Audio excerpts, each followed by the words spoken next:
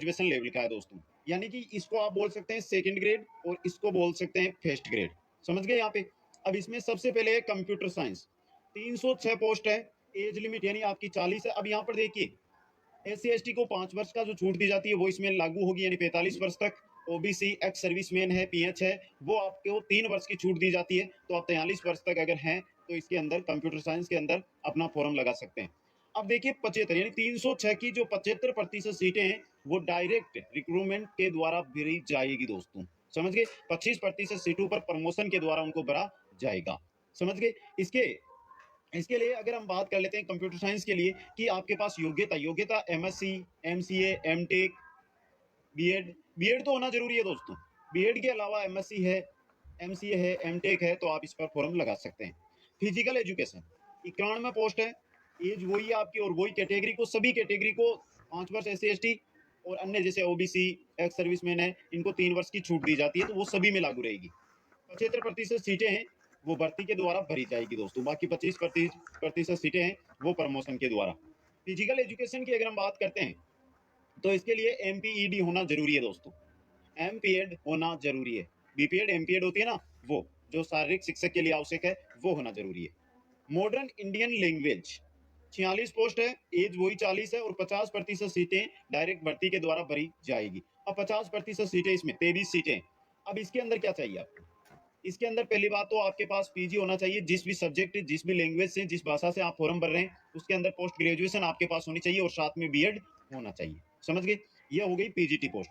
बात करते हैं हम TGT पोस्टों के लिए, तो सबसे पहले कंप्यूटर साइंस की जो 649 पोस्ट है, एज 35 वर्ष, 35 वर्ष जो मैक्सिमम एज है वो 35 वर्ष है और 100% सीटें हैं वो किससे भरी जाएगी आपकी? वो भर्ती के द्वारा, डायरेक्ट रिक्रूटमेंट के द्वारा भरी जाएगी दोस्तों।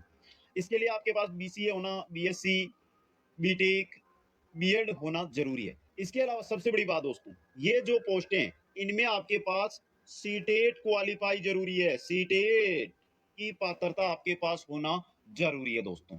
समझ गए? यहाँ पे फिजिकल एजुकेशन, इसके अंदर देखिए पुरुषों और महिलाओं के लिए अलग अलग पोस्टें आई है। पुरुषों के लिए, मेल के लिए 595 है, फीमेल के लिए 649 पोस्ट है, एज 35 वर्ष है और 100% सीटें हैं वो सीधी भर्ती से एग्जाम के द्वारा भरी जाएगी। आर्ट की बात करते हैं, यानी सेकंड ग्रेड जो आर्ट्स का टीचर बनता है वो 649 पोस्ट है, 35 मैक्सिमम एज है और 100% सीटें किससे भरी जाएगी आपकी? 100% सीटें हैं वो आपकी रिक्रूटमेंट के द्वारा भरी जाएगी। यहाँ पर फिजिकल एजुकेशन के अंदर BPED होना जरूरी है। आर्ट्स की अगर हम बात करते हैं तो योग्यता के अंदर आपके पास जो है, आर्ट के अंदर जो ग्रेजुएशन डिग्री है उसके बाद बीएड होना जरूरी है। म्यूजिक की बात करते हैं, 649 पोस्टें हैं, 35 मैक्सिमम एज है और 100% सीटें आपकी डायरेक्ट रिक्रूटमेंट के द्वारा भरी जाएगी। इसके अंदर आपके पास जो ग्रेजुएशन डिग्री है वो म्यूजिक के अंदर होना जरूरी है। तो ये सीटें थी आपकी, जो लगभग इनकी संख्या है 3634 पोस्टें हैं। ये सीटें आपकी रहेगी टीचिंग पोस्टें दोस्तों। ये क्या है? सभी टीचिंग पोस्टें थी। अब देखिए बाकी जो पोस्टें हैं 3600 के अलावा 7500 में से बची हुई सीटें हैं वो है non teaching.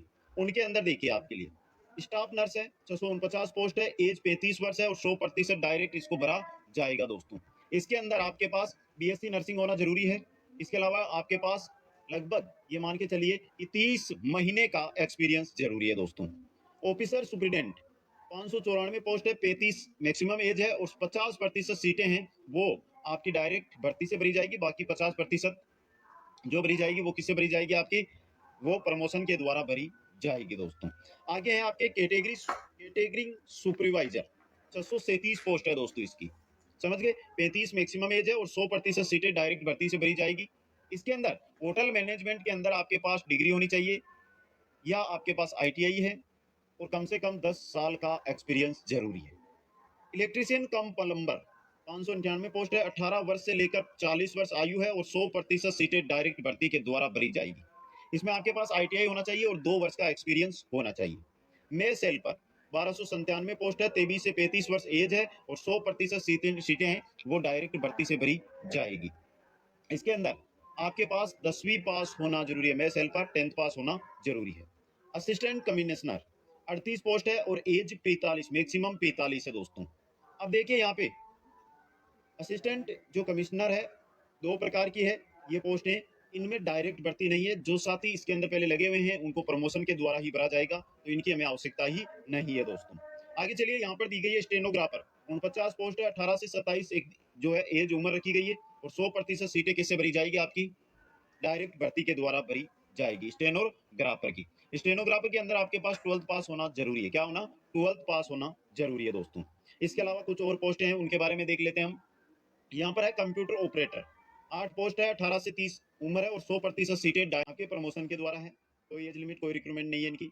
Assistant section officer है, 55 सीटें हैं, 23 से 33 ईयर है, और 25% डायरेक्ट भरी जाएगी, जबकि 75% सीटें हैं जो प्रमोशन के द्वारा भरी जाएगी। लीगल असिस्टेंट एक पोस्ट है, 23 से 35 ईयर और 100% डायरेक्ट भर्ती है दोस्तों। सेक्शन ऑफिसर है, 11 पोस्ट है, 50% सीटें हैं, डायरेक्ट भरी जाएगी। एज की बात करें तो 40 वर्ष। बाकी जो ये पोस्टें हैं ये प्रमोशन के द्वारा भरी जाने वाली पोस्टें हैं। तो जो पोस्टें हैं उनकी जानकारी एक एक करके मैंने सभी के आपके सामने रख दी है दोस्तों।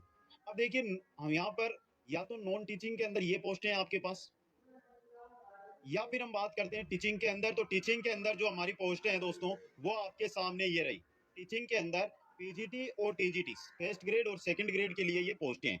अब देखिए प्रोसेस क्या रहेगा कि आपको अगर इस भर्ती में जाना है तो क्या रहेगा। देखिए, इसका जो विज्ञापन है यानी ऑनलाइन फॉर्म की अगर हम बात करते हैं, ऑनलाइन फॉर्म है आपके, वो भरे जाएंगे जुलाई बाद। जुलाई के अंदर इसका विस्तृत नोटिफिकेशन है वो आ जाएगा, और जुलाई बाद इसके जो फॉर्म है वो भरे जाएंगे। अब देखिए, अगर हम एग्जाम या सिलेक्शन प्रोसेस की बात करते हैं, सबसे पहले आपका रिटन एग्जाम होगा। रिटन एग्जाम, रिटन एग्जाम होने के बाद आपका स्किल टेस्ट होगा।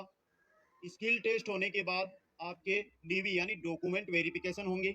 डॉक्यूमेंट वेरिफिकेशन होने के बाद इंटरव्यू होगा। इंटरव्यू होगा आपका। इंटरव्यू होने के बाद आपका मेडिकल एग्जाम होगा, एमई मेडिकल एग्जाम होगा, और उसके बाद मेरिट के आधार पर आपको इस भर्ती के अंदर सिलेक्शन दिया जाएगा। ये प्रोसेस रहेगा दोस्तों।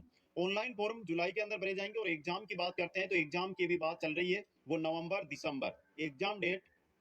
एग्जाम की अगर हम बात करते हैं तो नवंबर दिसंबर के अंदर इसका एग्जाम है, 2023 में आयोजित करवाया जाएगा दोस्तों।